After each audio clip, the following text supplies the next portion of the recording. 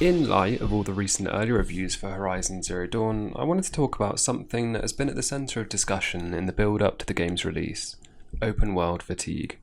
It seems as if every comment section of the reviews and trailers so far are filled with comparisons of Horizon Zero Dawn to Ubisoft's open world franchises such as Far Cry and Assassin's Creed, which are often criticised for being formulaic and repetitive.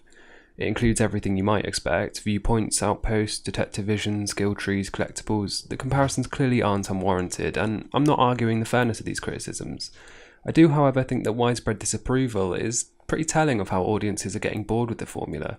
It suggests to me you can't just advertise with the words open world anymore to get people interested.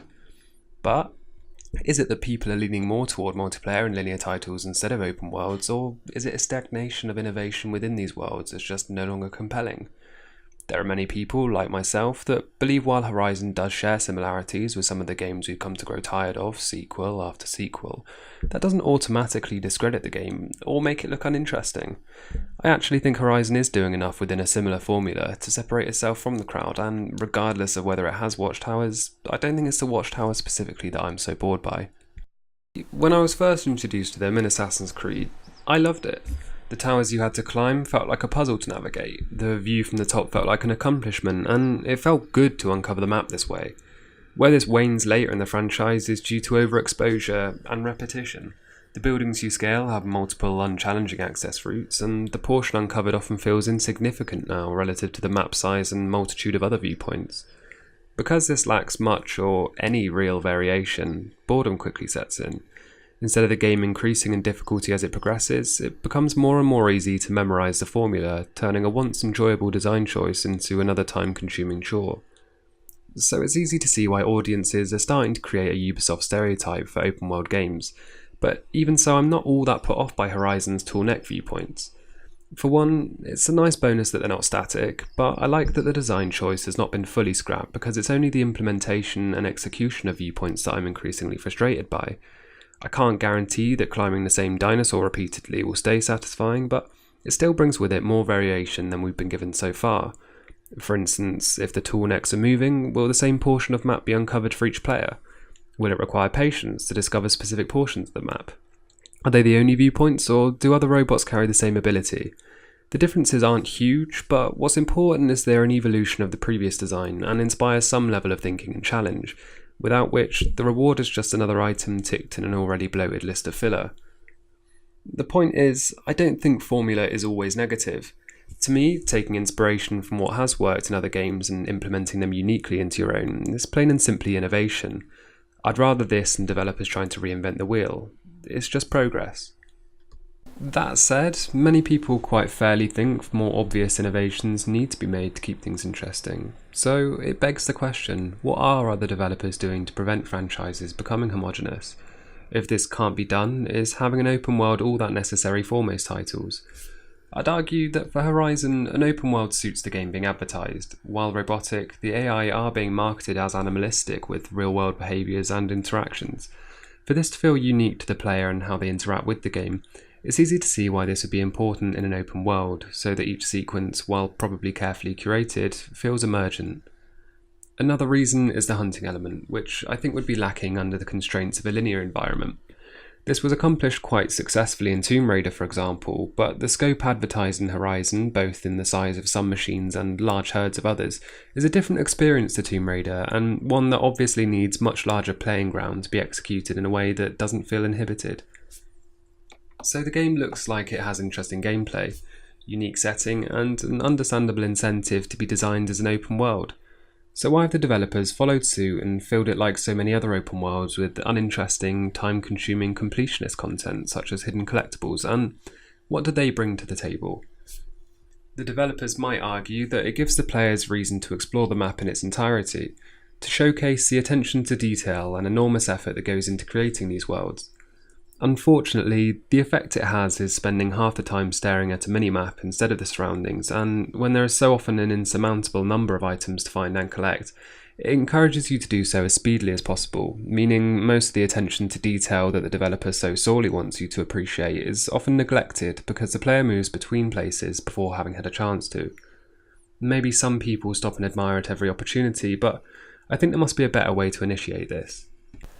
A good way to understand how easy it is to become over-reliant on minimaps is trying to play GTA 5 without one. I tried it hoping the game would be more immersive, and having owned the game since release day, I had no expectation there'd be any difficulty navigating Los Santos.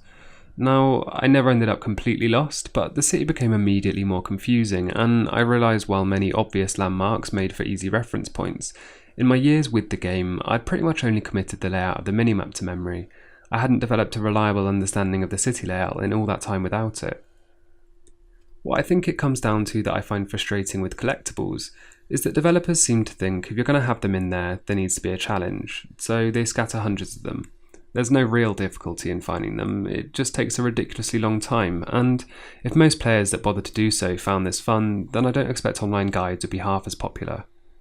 Again, I don't think they're an entirely pointless feature if, for example, used sparingly and give some insight into the lore of the world, or maybe accumulate toward a gameplay-altering unlockable, then yeah, that can be totally worthwhile in moderation. But as they are currently implemented, I'd much prefer they were a feature left to linear titles, as they seem only to contribute to the open world genre becoming exhausted. So which studios are getting it right, and what can other developers be doing differently?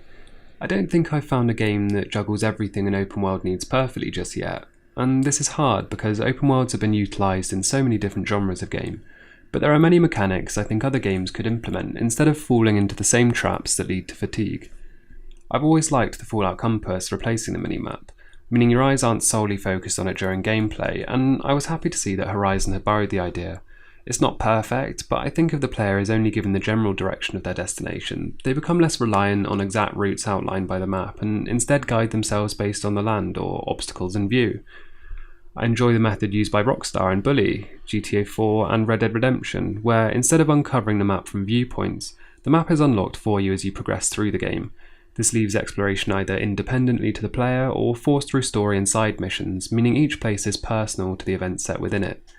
I think this creates a more meaningful relationship between the player and map, as for me personally, I remember locations more vividly and attribute personality to those places based on the events that took place there, which, for most games to succeed in, would likely fall into the constraints of scripted missions. Say what you like about the unscripted or emergent gameplay in Bethesda's open worlds, as exciting as it can be, in my experience, these moments are often rare and inconsistent. And that's not to say that all open world games should be like this, but I think when people talk about open world fatigue, they are referencing a lack of distinction from game to game and a reskinning from one franchise to the next. Watchtowers and collectibles don't have to be a problem, it's the way they're used and in what quantity. Games lose their appeal quickly when the benefits for completing a task are outweighed by its own length and tedium. I think moderation is key here when dealing with games that already have 30+ hour campaigns and are all competing to have the biggest and best maps. Yeah, I want to be able to enjoy the game after I've completed it, but giving me a to-do list is not what that means. If the gameplay remains enjoyable and there's a goal separate to the storyline that I can work towards, then I'm likely to continue playing. I suppose what I really wanted to get at in this video is, will open world gaming still be interesting for the foreseeable future? And I think so. Two of my most eagerly awaited titles this year are Red Dead Redemption 2 and Spider-Man, and I think they could be for many others who, like me, feel skepticism when advertised the same old open world tropes. What this suggests to me is that if the world created is presented to me in an interesting or imaginative way, then I will want to play it. The openness of the world itself doesn't make it directly comparable to other titles, it's the design choices made by the developer that do. I can't deny that when I first hear words like detective mode or watchtowers, outposts or collectibles, it's difficult not to make comparisons with other games that have made open worlds so stagnant, and I don't want to excuse Horizon of these shortcomings. I'm sure the game will suffer for them. But to end on a silver lining, I do believe developers are beginning to listen to their audiences. Ubisoft, for example, for the first time in many years, took a break from the Assassin's Creed franchise for this very reason. They needed to innovate and improve on the series because, after so many iterations, they were always going to inevitably burn out their audience, and this is reflected in continually decreasing franchise sales. Many studios that don't develop annual franchise releases understand this.